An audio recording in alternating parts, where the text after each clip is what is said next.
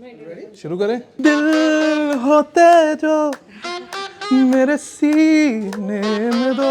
आप ऑडिशन कर रहे हैं क्या? हमसे बड़े कलाकार तो आप नजर आ रहे हैं। अपना टाइम आएगा, बड़ा खुलासा, ऊपर टी शर्ट और जैकेट मगर नीचे कहानी में ट्विस्ट। सिम्बा मेरे बेटे। जहां तक नजर जाती है वहां तक है हमारी सल्तनत। मैं तो आप ही को देख रही हूँ। ओह माय गॉड, आप इतनी सारी एक्टिंग कर रहे हैं और इतनी अच्छी सारी एक्टिंग कर रहे हैं। क्या बात है। Most unique interview we've done today. This is the most unique interview. क्या बात है यार। Thank you. आप पहले क्यों नहीं आए?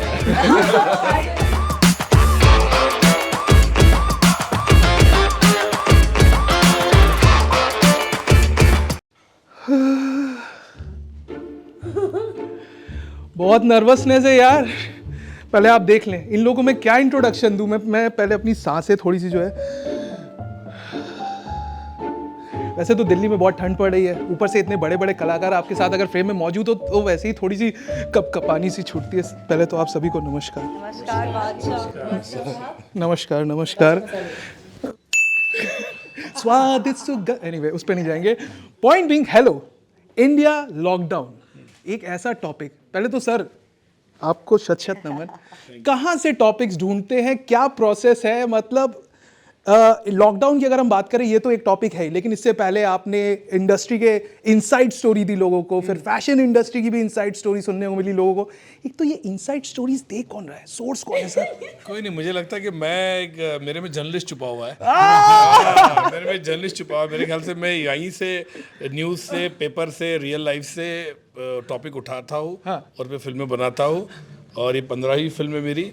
और अच्छा लगता है मुझे कि जिस तरह से लोगों ने हमेशा प्यार दिया है, स्नेह दिया है पिक्चरों के ऊपर, और जिस तरह से ऑडियंस का मैं कहूँगा कि जिस तरह सपोर्ट मिला है, उन्हीं की वजह से मैं आज यहाँ पे आपके साथ इंटरव्यू कर रहा हूँ। और इंडिया लॉकडाउन उसी की श्रेणी में आता है कि एक ऐसी फिल्म, एक ऐसा सब्जेक्ट, एक ऐसा टॉपिक जो मेरे ख्याल से हर कोई जानना चाहता था कि क्या वो स्टार्टिंग के 15-20 दिन में हुआ है। अब सीधा सवाल एक एक करके मुझे ये बताइए, क्यों कहा आपने इस कहानी को हाँ? मुझे लगता है आपको हाँ कह लेनी चाहिए थी। आप ऑडिशन कर रहे हैं क्या? हमसे बड़े कलाकार तो आप नजर आ रहे हैं। अपना टाइम आएगा। Anyway coming back to you, क्यों कहा हाँ? क्योंकि ये अकेली एक फीचर फिल्म बनी है पूरे भारत में, शायद पूरे देश में, आई मीन पूरी दुनिया में। आई थिंक कि किसी ने अभी तक फीचर नहीं बनाई है लॉकडाउन पर। ये एक एहसास था, एक फीलिंग थी जो मुझे लगता है ग्लोबली सबने महसूस की है। 100 साल पहले एक पैंडेमिक आया था, 100 साल बाद एक पैंडेमिक आया है। वर्ल्ड वॉर्स बहुत हुई हैं, लेकिन उसमें पूरी दुनिया ने इम्पैक्ट नहीं सहा है। लेकिन ये एक ऐसा अननोन, अनसीन एक एनिमी थी जिसको ना हम देखते हैं ना पहचानते हैं, लेकिन उसकी वजह से हम अपने घरों में बंद हो जाते हैं। तो ये एक तरह से एक जंग थी, और इसका हिस्सा बनना मुझे लगता है एक हिस्टोरिकल अचीवमेंट है, एक प्रिविलेज है।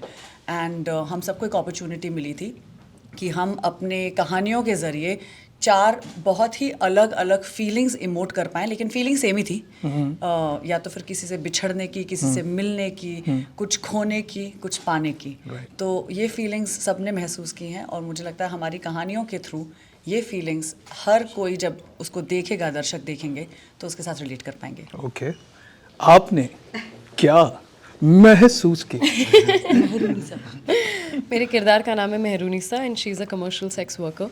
आई थिंक लॉकडाउन में हम सभी काफ़ी प्रिविलेज थे, हमारे फर्स्ट वर्ल्ड प्रॉब्लम्स थे। बाई नहीं आ रही है, और आज इंस्टा पे स्टोरी क्या डालनी है, और आज खाना क्या बनाना है, और काम पे कब वापस जाएंगे। But I think as an actor आपको कई लाइफ्स जीने का मौका मिलता है, और ये कुछ ऐसी कहानियाँ हैं जो हम पढ़ते हैं और सिर्फ इमेजिन कर सकते हैं, लेकिन एज एक्टर्स आप उस कहानी को जी सकते हैं। तो वो अपॉर्चुनिटी मधुर जी ने दी। सबसे पहले उन्हें बधाई कि इस टॉपिक के बारे में उन्होंने सोचा, इन कैरेक्टर्स के बारे में सोचा। सेक्स वर्कर्स कम्युनिटी को काफ़ी कम हाईलाइट किया गया था, सो एज एन एक्टर एक रिस्पॉन्सिबिलिटी थी कि सेंसिटिव टॉपिक है लेकिन इम्पॉर्टेंट टॉपिक है, तो उसे जितनी खूबसूरती से दिखाया जाए, रिप्रेजेंट किया जाए, एक सिंसियर ऑनेस्ट एफर्ट रही है। हम कामाठीपुरा गए थे and I met some commercial sex workers. उनसे काफ़ी कुछ पिकअप किया, उनकी लैंग्वेज, उनका मैनरिज्म, बॉडी लैंग्वेज। एंड जैसे कि आहना जी ने भी कहा कि ये 4 जो अलग स्टोरीज़ हैं।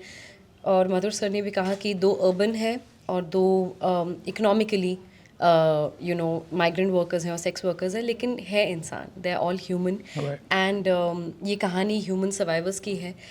ये ट्रिगर नहीं करता है लोगों को 2020 को रिलिव करने के लिए, लेकिन फिल्में बनी है वॉर पे, हॉलोकॉस्ट पे, इंडिया की आज़ादी पे। तो I think her historic event को डॉक्यूमेंट करना चाहिए। और इस अगर इतना बड़ा पैंडेमिक जो यूनिवर्सली ग्लोबली सब ने महसूस किया है, ये 4 स्टोरीज़ के थ्रू उस यूनिवर्सल इमोशन को कैप्चर करने की हमने कोशिश की। And I hope people watch it 2 December Z5 और लोगों को ये रिमाइंडर आए कि लाइफ अनप्रिडिक्टेबल है, कभी भी कुछ भी हो सकता है, but human spirit, never say die attitude कभी ख़त्म नहीं होना चाहिए।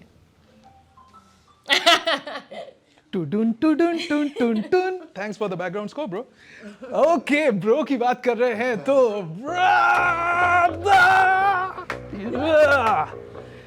जब मुझे पता चला कि प्रतीक बब्बर इसमें है, तो सबसे पहले तो मेरे अंदर का जो कॉलेज बॉय है, एक तो मैं आपको थैंक यू बोलना चाहता हूँ। दिल होते जो मेरे सीने में दो, उधर आप स्क्रीन पे होसाना कर रहे थे और हम यहाँ अपने हॉस्टल में रोजाना कर रहे थे। So thank you for that memory. And talking of this film, एक तो सब बोल रहे ये एक सेकंड, हेलो ये प्रतीक है, ये प्रतीक है, अभी तो 4 more shots में देखा था ब्रो। पहले तो congratulations on the transformation. Thank you, brother. तो सर पहले तो क्यों बोला हाँ, यस यही रोल चाहिए? ये शख्स की वजह से हाँ बोला है। आई थिंक हम सब ने मधुर सर की वजह से हाँ बोला है। मधुर भंडारकर जब एक्टर को फ़ोन करता है तो बहुत बड़ी बात होती है, ऑनर होता है। तो आई थिंक पहला रीज़न मधुर सर है। दूसरा रीज़न मैंने कभी ऐसे किरदार निभाया नहीं है और कभी सोचा भी नहीं कि मुझे मौका मिलेगा ऐसे किरदार निभाने का। तो चैलेंज था, बहुत बड़ा चैलेंज था। मैं थोड़ा डरा हुआ था, लेकिन मैं ऐसे नहीं कि मुझे नहीं करना था, मैं डरा हुआ था थोड़ा सा। लेकिन सर को पूरी कन्विक्शन और पूरे कॉन्फिडेंस से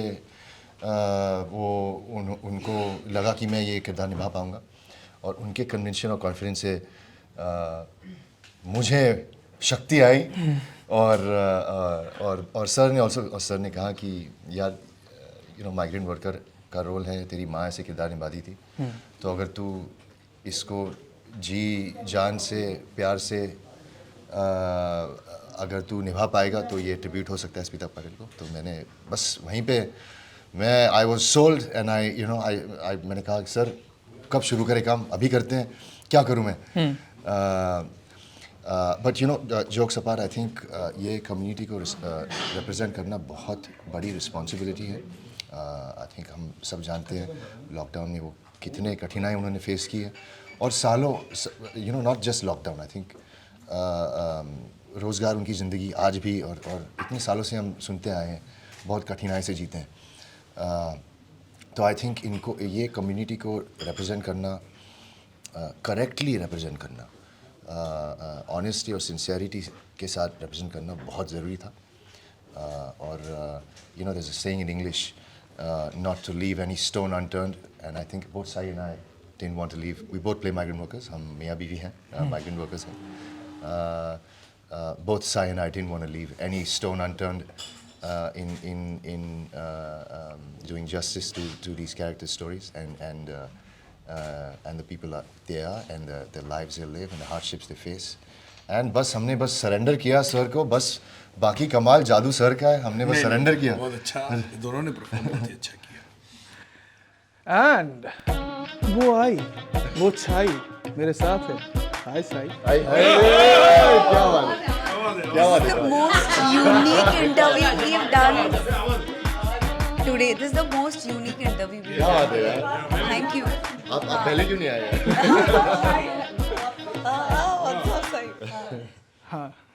तो अर्ज तो कर दिया है, आगे इरशाद। मेरी ये फिल्म करने के 3 रीजंस है। मधुर भंडारकर। क्या बात और बहुत ही अच्छा किरदार है। ऐसा किरदार मैंने पहले कभी नहीं निभाया है। मेरा नाम फूलमती है। ये नाम भी बहुत यूनिक लगता है मुझे। और फूलमती और माधव एक कपल हैं और कैसे वो लॉकडाउन में डिसाइड करते हैं घर जाने का और क्या क्या होता है उनके साथ। Is the story basically. बहुत मज़ा आया ये तो नहीं कहूँगी, लेकिन ये ज़रूर कहूँगी कि to step into their shoes was very difficult, emotionally very taxing. और उसके बाद मैं बहुत ज़्यादा ग्रेटफुल हूँ, बहुत ज़्यादा ग्राउंडेड फील करती हूँ आज पहले से ज़्यादा। और अब अगर कल परसों किसी को हेल्प करने का मौका आए तो आई थिंक हम चारों में से कोई पीछे नहीं रहेगा, क्योंकि we become slightly more sensitive. So yeah I hope people like this. ये एक ह्यूमन स्पिरिट की कहानी है, ना कि लॉकडाउन की। एक ह्यूमन स्पिरिट की होप की कहानी है। और मेरे ख्याल से ऐसी फिल्में आप 10 साल बाद भी इसको प्ले करोगे तो it will be still relevant. और मुझे ऐसा लगता है कि मधुर सर की हर film for that matter is still relevant and it will be relevant. मतलब कोई भी आप चांदनी बार ले लो, फैशन ले लो, आज भी रेलेवेंट है। और मुझे ऐसा लगता है कि ऐसे फिल्म मेकर के साथ काम करने का मौका मिलना is something. And I think I hope we all have done justice to the writers and to the director.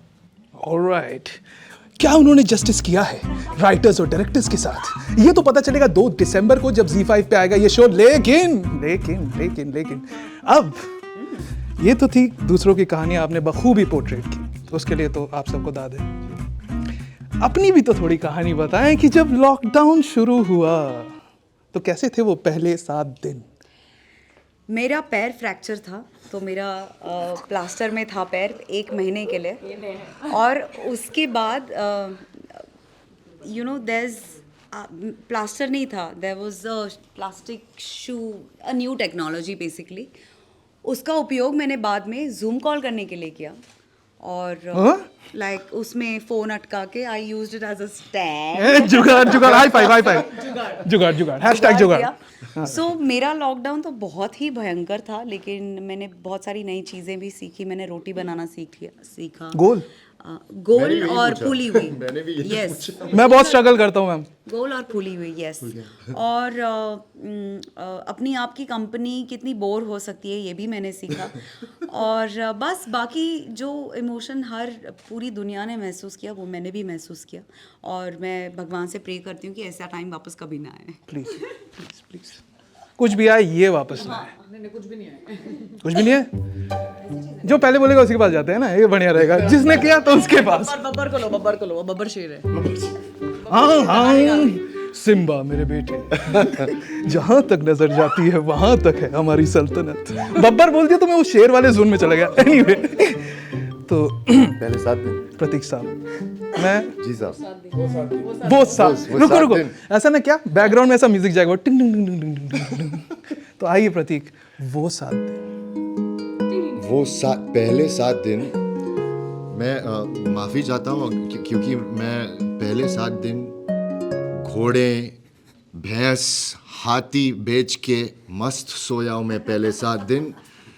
घोड़े, हाथी, भैंस और क्या, हिप्पो, मतलब सब बेच के सोया हूँ मैं पहले 7 दिन। कुछ समझ नहीं आया मुझे। मैं पहले 7 दिन तो न्यूज़ कुछ नहीं देखी मैं सिर्फ सोया। मैं जी तोड़ के सोया कि बहुत सारा काम कर रहा था मैं एक्चुअली। तो मुझे रेस्ट मिली, भगवान ने रेस्ट दी मुझे। आई थिंक बहुत ही कंफ्यूजिंग वक्त था यार, बहुत कंफ्यूजिंग, बहुत ही रेस्टलेस, बहुत ही अजीब वक्त था यार। 24 घंटे फील होते थे ना, बहुत ज़्यादा फील होते थे एक दिन में यार। एक्चुअल में 24 घंटे होते हैं। हाँ यार और कभी फील नहीं हुआ। हाँ लेकिन आई थिंक बहुत कुछ सीखने मिला यार हम सबको यार। 1 मिनट मधुर सर, क्षमा चाहता हूँ, ये सब कैमरे के लिए कर रहा हूँ सर। कोई नहीं, ऐसे हम लोग भी करते हैं।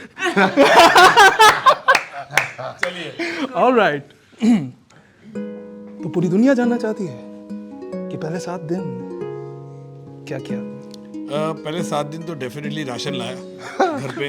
कि पहला तो देखा कि किस तरह से खाने पीने की चीज़ें है। बिल्डिंग में रिस्ट्रिक्शन हो गए थे, बाहर जाने नहीं दे रहे थे, बाहर से कोई अंदर आने नहीं दे रहे थे। फिर वही डस्टिंग वस्टिंग शुरू कर दिया, डीवीडीज मेरे जितने मेरे सब सामान है वो बराबर बुक्स रखना शुरू कर दिया कि अभी समझ गए कि मेड्स आने वाले नहीं हैं।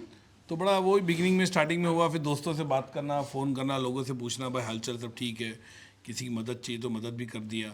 वो सब चीज़ें हमने की उस वक्त पे 7 दिन में, और बस बैठे रहे। पहले तो असेसमेंट करते रहे क्या हो रहा है, न्यूज़ पे काफ़ी फॉलो किया कि क्या चल रहा है बोल के।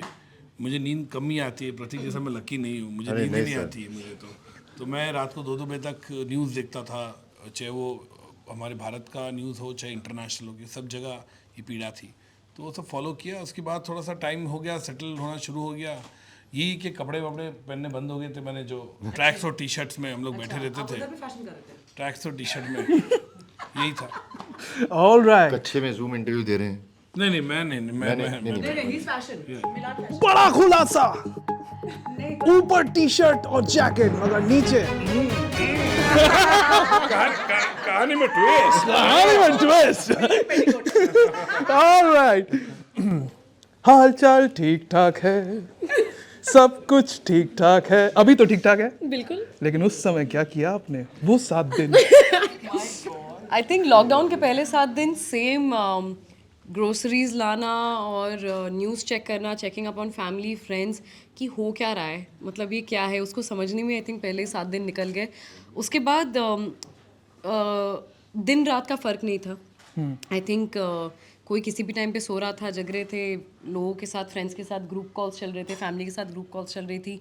अच्छा आज क्या बनाया, अच्छा स्टोर करके रखते हैं कुछ खाना फ्रिज में, अच्छा कल का खाना गरम करके खाया। मम्मी ने बोला नहीं अब नया खाना बनाओ, 4 दिन पुराना नहीं खाना है, please make some new food. नहीं मम्मी 4 दिन का खिचड़ी है, like no please cook something new. तो आई थिंक वही सब फिगर करने में गया। Then I made a time table, Monday to Saturday, I mean 7 दिन का पूरा वीकली टाइम टेबल बनाया। और फिर जितना भी आई थिंक हम इतना कांस्टेंट काम करते रहते हैं, कुछ ना कुछ करते रहते हैं, पॉज आया तो I think lot of introspection, वो सारी चीज़ें जो हम नहीं देख रहे थे, पढ़ रहे थे, वो सारा किया। एंड हाँ, I think lot of spending time with self, काफ़ी इंट्रोस्पेक्शन, और अकेले रहने में कंफर्टेबल कोई कैसे हो सकता है, आई थिंक वो सीखा मैंने। और मैंने वड़ा पाव बनाना सीखा, आई डिड। ओके, तो जैसा कि आपने सुना, अरे सुन तो रही हो, आगे बढ़ते हैं। तो लॉकडाउन के टाइम पे अकेले हम, अकेले तुम, दोनों अकेले हैं तो फिर क्या गम, क्योंकि अमूमन जब साथ होते तभी गम ज्यादा बढ़ते हैं। एनीवे, अकेले जब आप सॉरी ये क्या सवाल है 7 दिन क्या किया आपने? मैं तो आप ही को देख रही हूँ। ओह माय गॉड, आप इतनी सारी एक्टिंग कर रहे हैं और इतनी अच्छी सारी एक्टिंग कर रहे हैं। मम्मी इंटरव्यू के बाद नजर उतारना देना। मिर्ची मार देना। यस ओके, ऐसे पीछे टीका वीका लगा कर आए हो? एक सेकंड तो भी फंस गई है थोड़ा जो काला पहन कर आए हो तो क्या टीके की जरूरत है?